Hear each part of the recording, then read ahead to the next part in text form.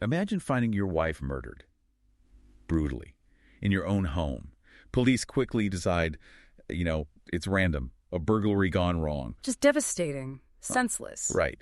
But then picture that case just sitting there, baffling everyone for decades. The first theory seems solid, but for the family, there's this ache, these unanswered questions. And then years down the line, the truth just explodes out. And it wasn't hiding somewhere new. It was there all along in the details from day one. Just needed a different look. Exactly. That whole journey from what looked like a straightforward, albeit tragic crime to this decades-long mystery with a jaw-dropping end. That's our focus today. It's the story of Sherri Rasmussen's murder, Van Nuys, California, back in 1986. And we're walking through it using this really compelling book, The Lazarus Files. It really lays out the story. It does. It goes into Sherri's life, what the police found, that initial investigation, all those little things that didn't quite, fit. Mm-hmm. And then this incredible path to figuring out what really happened. And you did it so long after. So we'll look at what the book says about the scene, the theory police ran with at first, and then really zeroed in on those signals the book points out were missed, the pieces that just didn't align, leading to that huge breakthrough years later. And, digging into a book like this, really unpacking it, it highlights how valuable it is to engage thoughtfully with complicated stuff. Absolutely. Which is exactly what we try to foster with our YouTube channel, Mindful Moments. It uses AI book analysis, actually, to help inspire that kind of reflection, critical thinking. Helping you connect the dots. Right, connect dots, get insights from books, other complex info. Yeah. Much like we have to do with this story from the Lazarus Files. Okay, so to really get the weight of it all, the book starts by telling us about Sherri Rasmussen herself. Who was she? And it paints this picture of, a really remarkable person. Grew up in Loma Linda, close to her family, parents Nels and Loretta, sisters Connie and Teresa. Loved traditions, the book says. Yeah, big on traditions. Christmas was huge for her. Apparently, watching White Christmas every year was like a definite thing. She sounds like someone who really valued those connections. Totally, and smart, too. The book highlights how accomplished she was, intelligent, skipped a grade even. Wow. Yeah, class president. And in her career, she moved up fast. Became a head nurse at UCLA Medical Center, then head nurse at Glendale Adventist. The book even mentions she was asked to teach conflict resolution. That says a lot about her skills, how people saw her. It really does. Shows she could handle tough situations. And the book gives examples like fighting hard for her grandmother in the hospital, or, having high standards at work that sometimes caused a bit of friction.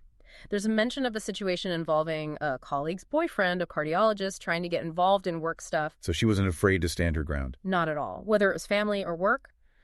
But then the book adds this really human touch from her friend Emily, who felt that despite all that success, Sherri sometimes struggled privately. Felt maybe inadequate. That adds a real layer. So capable, but still had those doubts. It makes her feel very real. And she had this fun side, too, balancing out the serious professional. The book tells that cute story about her secretly getting red toenails for her wedding. Oh, I remember reading that. Like a little secret rebellion. Or just fun. And she was safety conscious, too. Took self-defense, kept her UCLA rape whistle. So yeah, a vibrant, complex person. Had good friends Jane, Tana mentioned in the book. Loving family. And her relationship with John Rouette and her husband. Right, the book details how they met. Their first date cooking beef stroganoff. Oh, classic. Simple moments, watching the Olympics, their first Christmas. It sets up the life they were building. Which makes what happened next just gut-wrenching. February 24th, 1986. That's the day. John Rouette got home from work about 6 p.m., and he found Sherri in the living room. The book describes those first awful moments. His 911 call, being told not to call anyone else. He covered her face with a towel, couldn't bear the injuries, checked the garage, terrified the attacker might still be there. And the scene the police walked into. The book describes it in chilling detail. It was violent. Terrific. In their Van Nuys townhome, clear signs of a massive struggle, stereo knocked over, phone ripped off the hook. And Sherri. The injuries were multiple. Yeah, awful. A bite mark on her arm, severe head trauma from being hit, strangulation, and gunshot wounds. Multiple shots. The book mentions something specific, the torn frenulum inside the mouth. Right, consistent with force being applied to her mouth. And they found items used as ligatures near the entryway, speaker wire from that stereo, and a white rope. John said he'd never seen the rope before. And how did the attacker get in? Or out. Looked like a shattered glass balcony door upstairs, maybe the exit. And downstairs, a patio door lock, kind of flimsy, looked like it was jimmied open. Oh, and her car, her BMW, was gone. Stolen from the garage. Okay, so looking at all that, the violence, the jimmy door, the stolen car, you can see why the first detectives, Mayer and Hooks, landed on a theory. Right. The book says their initial take was burglary interrupted, Sherri came home, surprised them, and it turned violent. And the book lays out the evidence supporting that, at least on the surface. That stereo equipment, found stacked by the garage stairs door, like someone was trying to take it but got stopped. Exactly. The forced entry, the stolen car, it fit a certain profile. So they did a walkthrough with John, got his story of the day. Yeah, he told them Sherri felt sick that morning, called off work. He went to his job, tried calling her later, couldn't reach her, eventually got her secretary. And he mentioned something else, didn't he? Something that didn't quite fit the random burglar idea. He did. Those hang-up calls, bizarre, persistent hang-up calls they'd been getting for like 6 months before the murder. That's weird. What about John himself? Did they look at him? The book says he took a polygraph a few weeks later. The results were officially inconclusive because he was, understandably, a wreck emotionally. Right. But, crucially, the book states he apparently passed the specific questions about whether he knew the killer or knew who did it. And the detectives at the time, Mayer, Hooks, others involved, accepted that result. So the official line hardened. Pretty much. The 60-day report, documented in the book, concluded burglary was the main motive. Though, interestingly, the book notes Detective Hooks later admitted under oath he wasn't fully convinced of that even back then. A little doubt creeping in already. Maybe.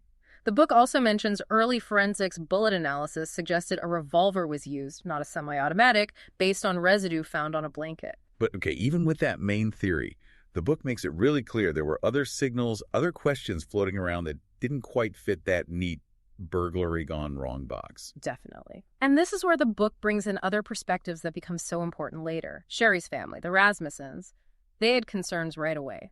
The book details their distress. They weren't called by John directly. His father notified them. They found John's behavior troubling, felt he was maybe too focused on his own grief, not Sherri's death, and seemed reluctant to really talk to them. And this is huge. The book stresses that the Rasmussens always insisted they told the detectives about John's ex-girlfriend, who was an LAPD officer very early on. A point Detective Mayer reportedly denies they made at the time. But Sherri's dad, Nels, just had this gut feeling John was holding back. It was he, according to the book. The book indicates John did know things he wrestled with sharing. It says he did tell detectives about his ex, Stephanie Lazarus, the LAPD officer, the day after the murder, specifically after the bite mark was found. Wow, okay. So he mentioned her. Yeah. But the book describes his internal turmoil, wondering if maybe Sherri had gotten a gun from her dad, Nels, and escalated things somehow, and just wishing this whole problem Stephanie would just disappear. That's complicated. What about Sherri's friends? Her friend Jane raised good points, questioning the burglary theory based on Sherri's routine. She always fed the cat, Bozo, downstairs in the morning. Jane couldn't figure out how a burglar downstairs wouldn't have been seen by Sherri then. Good point. And Jane later believed, the book says, that maybe detectives never interviewed her because she definitely would have brought up the ex-girlfriend. She felt they just didn't want to go there. And those hang-up calls John mentioned. The book confirms Sherri had talked about them to friends, family too, and they started not long after John moved in, right when their relationship got serious. That timing, looking back, feels significant. It really does. Then there's that strange tip the book mentions. Yeah, really mysterious. Sherri's dad, Nels Sr., got some kind of tip about 6 weeks after the murder. He passed it on to Detective Mayer in November '86. What did it say? The book describes Mayer's notes mentioning a conspiracy, a dark-haired woman, John, and 2 other guys. Super vague, source unknown, but it threw this idea of something way more complex than burglary into the mix. So many loose ends, conflicting bits of info. Exactly. And it's kind of shocking, as the book points out, that Stephanie Lazarus' name doesn't officially appear in the murder investigation's log, the Chrono, until November 1987, almost 2 years later. What prompted it then? A call from John Rutan, confirming she was an ex, around the time they were doing a press conference for a reward. The book mentions another case too, briefly. The Braley case. Yeah, Catherine Braley, 1988, also Van Nuys. Detective Hooks worked that one partly too. It later involved allegations of a cover-up.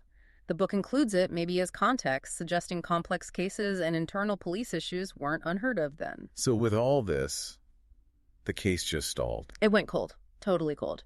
The book describes the murder file, the murder book, just getting boxed up, passed around, eventually landing in a detective named Nuttall's file box, basically forgotten. Until decades later. Right. This is where the story takes that dramatic twist the book details so well. Jump to 2009. The case gets reopened.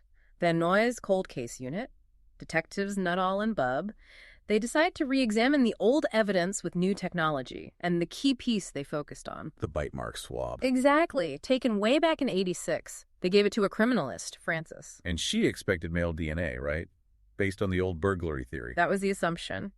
But the book describes her shock. The DNA profile that came back was female. Wow. A complete game changer. Absolutely. The book even mentioned she had trouble locating the original swab at first, had to track down the original collector, Lloyd Mahaney, who confirmed the details. Small procedural details that ended up being huge. So, female DNA. Where did they go from there? Detective Nuttall reached out to Sherri's father, Nels Rasmussen, again. And Nels, just like he apparently did years before, immediately pointed to the LAPD ex-girlfriend. Same person the family had mentioned all along. The very same. Suddenly, that long-dismissed suspicion lined up perfectly with the new forensic evidence. So Stephanie Lazarus became the prime suspect. She did. Now they needed her DNA to compare. The book explains how they got at surveillance, waiting for her to discard something, a cup she drank from. Clever. And the comparison. It was a match.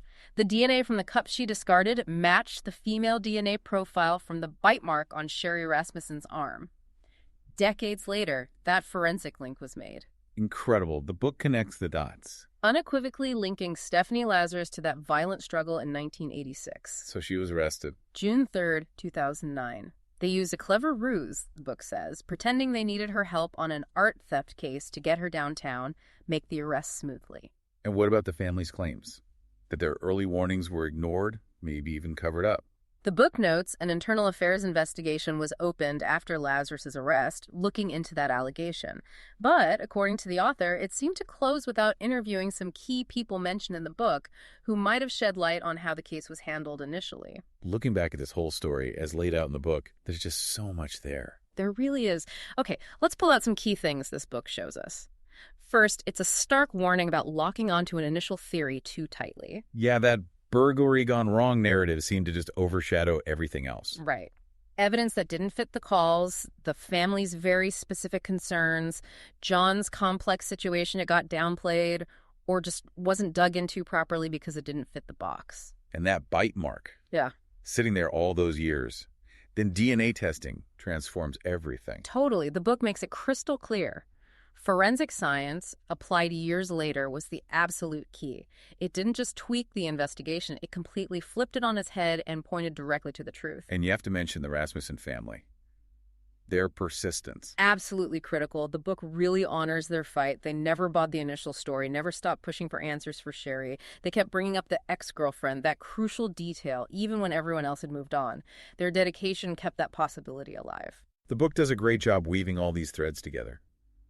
Sherri's life, the family's pain and suspicion, John's perspective, the police work, both initial and later, the science. It's not just, here are the facts. It shows how different people experienced this whole thing, pursued their own understanding of it. So, for you listening, what can we take away from this? When you encounter complex information, a crime story like this, history, anything really. Well, this story, through the lens of the Lazarus Files, really pushes us to think about assumptions, about how crucial it is to look at all the evidence, not just the convenient bits, and about the value of persistence in seeking truth, even if it takes years. It shows how going back to old information, like they did with the evidence here, but with new tools or just a willingness to question the original conclusions, well, it can reveal realities that were maybe hidden in plain sight. And that kind of critical thinking, looking at things from different angles, Yeah. That's what we really value. Yeah, it's what we encourage with resources like our YouTube channel, Mindful Moments, and our podcasts.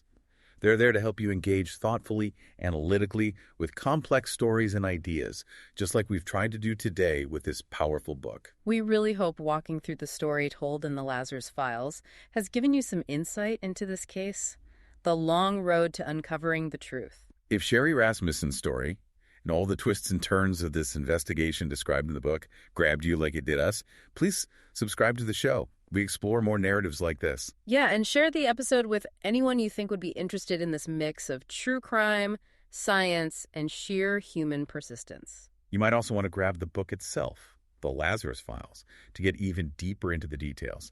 We'll put up a link where you can find it. And above all, just keep thinking critically about the information you come across. As you think about Sherri's case, those initial assumptions, the evidence that was missed or ignored for so long, and what the book ultimately revealed, here's something to mull over. What does it really take for a widely accepted story about a crime or anything important to be completely turned on its head? And what other truths might be out there, waiting in other cold cases, other complex situations, just needing that persistent, fresh look the book describes?